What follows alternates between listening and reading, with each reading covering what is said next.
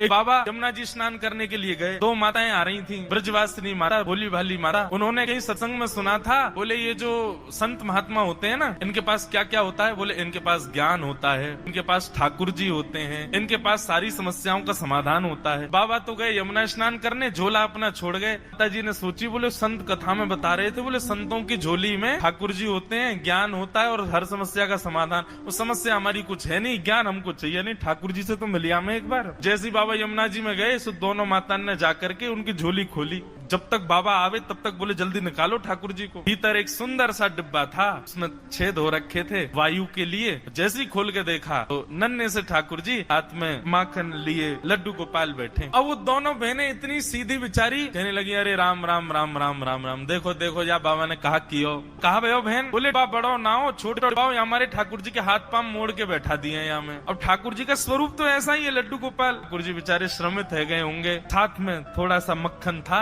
मक्खन लेकर के ठाकुर जी के पामन पर मालिश करनी शुरू करी। अरे राम राम, ठाकुर जी के पाम मुड़ गए। अरे भैया, अरे ठाकुर जी सीधे कर लो पाम। अरे बड़ो निष्ठुर बाबा है, आपको टेढ़ो करके चलोगो, आपको मोड़ मार के चलोगो। पांव में मक्खन लगाने लगी, पकड़ करके महाराज खींचने लगी।